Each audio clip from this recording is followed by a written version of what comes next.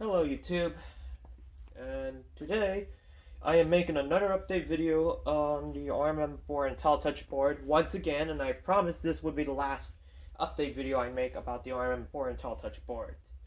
So, this time it now has new electrolytic capacitors on the board.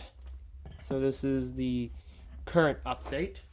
Now if you remember when I first repaired the board, I first checked the back of the board and to find out that the MJE5852 transistor had failed. So, since the MJE5852 is an obsolete part, I went to use the MJE5852G transistor as a replacement, and it works well. Then my second thought was the resistors, those 10-watt ones, would be the failure point because there are black spots on the back, so I decided to replace both just to be safe. That from here, I thought that would make a bigger difference, but it still has resistance in there, so it's 450 ohm, 10 watts. So that did not solve the issue at all.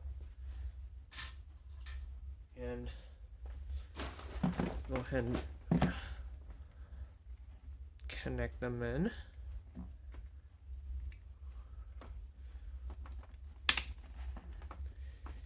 This is the 4K ohm resistor. That was on the bottom. And by the way, let's see if I can show you the 4K ohm resistor again. No, this is 450, sorry. This one was on the top. So I'll swap both of them out, and it didn't make a difference. And then upon testing it, I noticed some of the wires broke and from the board, and that was because of the 8-wire ribbon cable, which have 22 AWG strands on it. So I replaced them all with 20 AWG strands, 8 individual ones just to be safe. Yeah, sorry about the phone. I don't know why it's ringing at the wrong time. So my next thought was I would check the MC7905CT voltage regulator. I don't think you can see that because this one had some movement on there, and I didn't want to risk that breaking upon the initial test. So I swapped it out with an MC7905CTG, but that one doesn't have the G on it. And the BTA08-400C, which had all its label faded out. I also replaced that too because I would be afraid that some of those pins would move back and forth and break off. So I didn't want to chance that. So I replaced the track for the light and the voltage regulator. Here's the replacement transistor, and you can also see it has new standoffs for the board, even though some of them were fine. A few had broke, so I replaced them just to be safe. And I might have some lying around, and I'm not gonna bother looking for them. I don't really think I could take my time to do that. But then the board still didn't make a difference. It got the board to work again, but not fully operational. So I decided to take a deep look to find out that this 1000 UF 25 volt capacitor was the issue. And if we can take a stab at the capacitor meter, if I didn't screw up my last one, These are already just discharged. So you can see here on the value, this one is already bad. So it looked fine from the looks, but it did not look that good. The value was really bad. And we're going to test out one of the 10UF 50 volt capacitors. Let me see if I get one to show you. So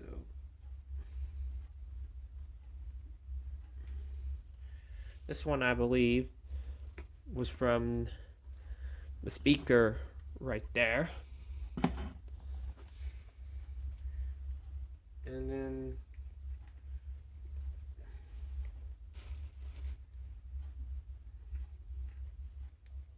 from here, this one was the 10UF 50 volt capacitor from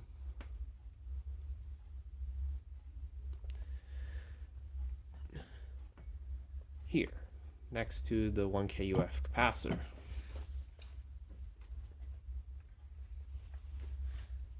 And this one here, I'm not sure you can see it, but here's the other one. It's not focusing that great. Let's see if I can. Yeah, there you go. That's better. So all of them needed to be replaced, even though some were fine. The 1kUF is the one that needed to be replaced the most. And I also replaced the 10UF 50 volt capacitors just to be safe. But I did not replace is the start value. This is a 10UF value. The reason for that is because if I put them on,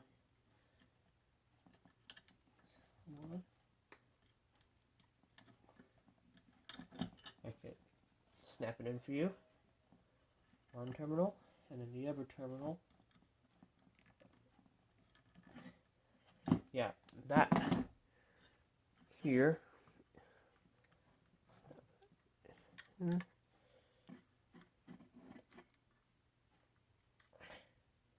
Yeah, there we go.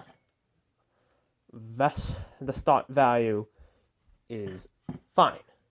So I did not see a reason to change it out. So from here, this capacitor is fine and it didn't need to be replaced. So that was the bad thing for me, because this would be the easiest culprit if speed 1 to speed 2 only work, but you can't go up to speed 4, 3 to 5, and then sometimes you have to turn the power off to get to speed 6. So that would have been the easiest culprit for me to replace. So that was not the issue, unfortunately. So it was the electrolytic capacitors and, of course, the transistor issue. So I'll show you what capacitors I've used.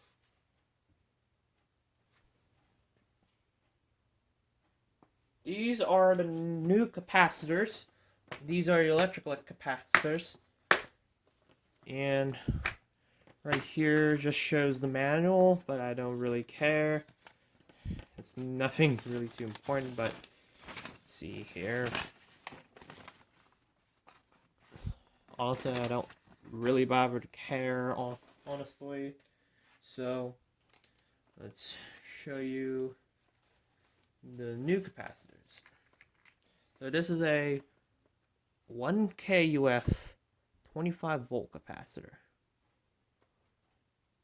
You can see carefully. 1000. I'll plug it in. Turn off for you. And this is what a new 1kUF 25 volt capacitor should be. This one's upside down, but see if I can show it right side up. Nah, I don't think so. I'll bend this back straight. And then from here, I also have a 10 UF 50 volt capacitor.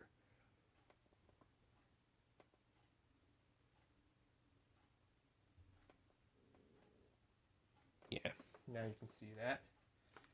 Now we can show you the value that was supposed to be. 10 UF 50 volts. That's how a new 10 UF capacitor should be. And the brand here, I think, is PET or V net or something like that. But it says Swan. I don't know how to pronounce it, but it's XUANSN. So, however, I'll grab one of those 1K UF capacitors. The size on these are a little different, but that's okay. It's not really a huge deal. The size of that does not matter. It's really the value in the volts that really matters more.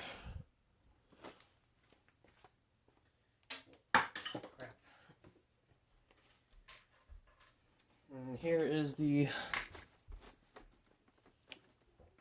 10 UF 50 volt capacitor.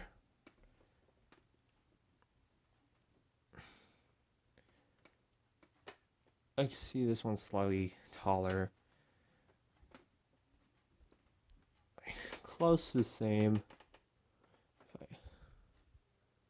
Not exactly the same,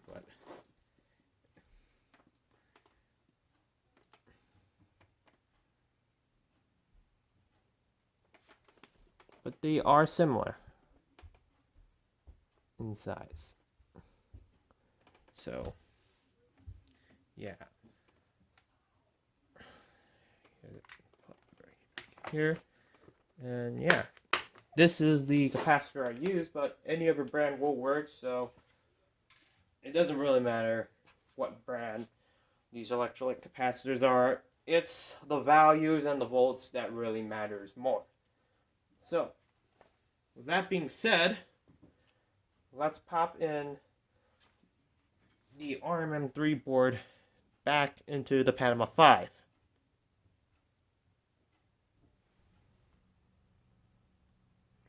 Alright, now I have the Panama 5 out again. I'm going to loosen the two set screws on the side of the motor. That's where the board is held onto.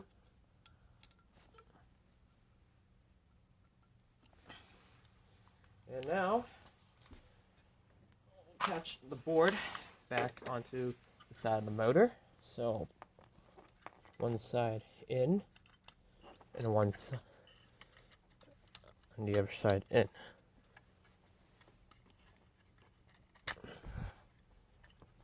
So, get that back in. Slide the board right in. Tighten two set screws on the board.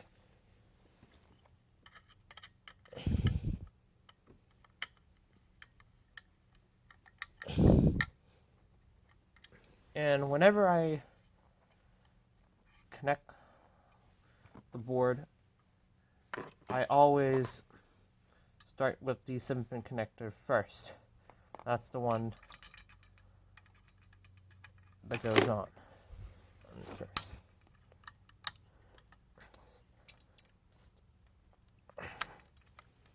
Make sure the board is secure, so I'll check again.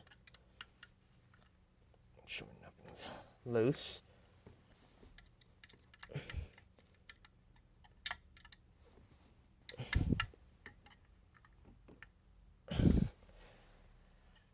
Okay, now it's firmly tight. And I will connect the ribbon cable back onto the board. Make sure it's firmly tight. And now we are going to test this fan out.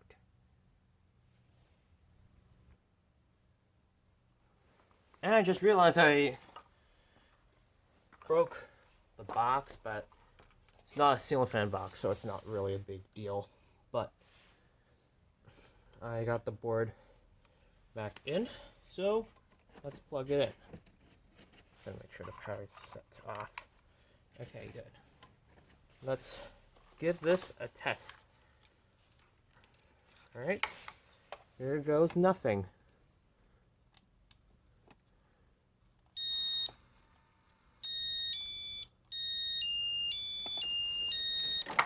I'll run it through demo mode first.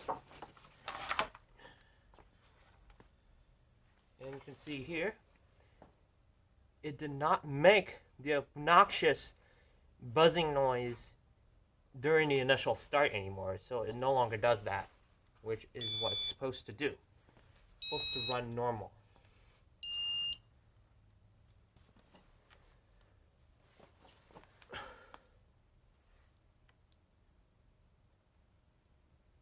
See if I can adjust that. Now, whatever. I'm not gonna try running a risk of damaging the board.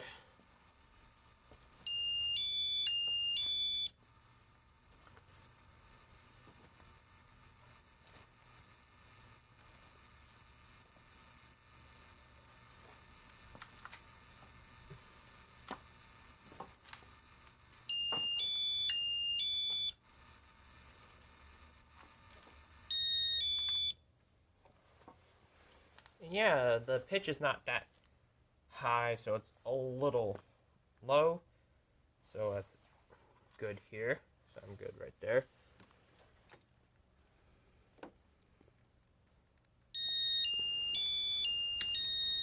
Okay, turn it off. And now let's try home safe.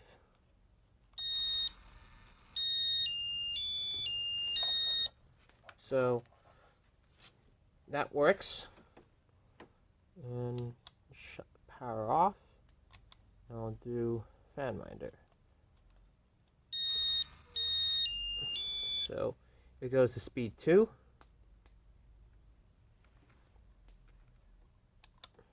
Now let's do light minder.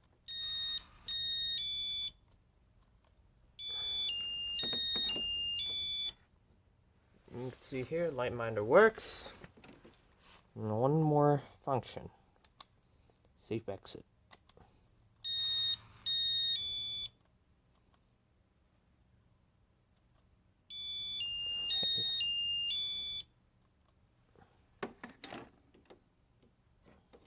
So now it works fine.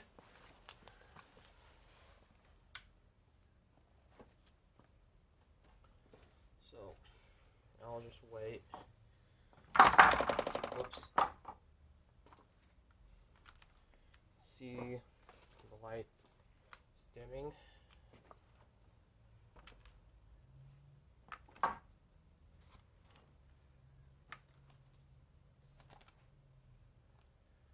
Like it should, because I'm using warm glow and they work fine for it.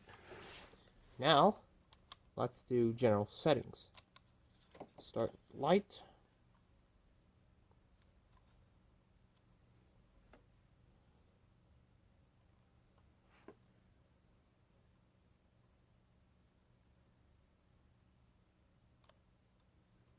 Okay, that's the light.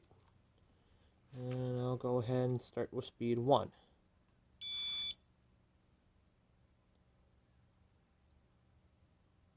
It's working well. Did not damage the BFR. Speed 2. Speed 3. 4. Those are screws vibrating, not no noise. 5. Speed 6. Now as you can see, the board finally starts up on its own. No longer has the need to warm up. And I'll reverse it. 1, 2, 3, 4, 5, 6.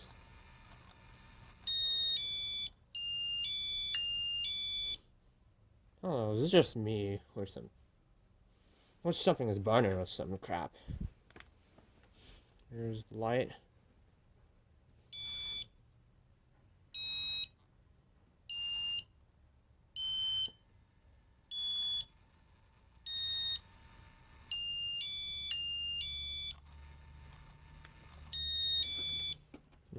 But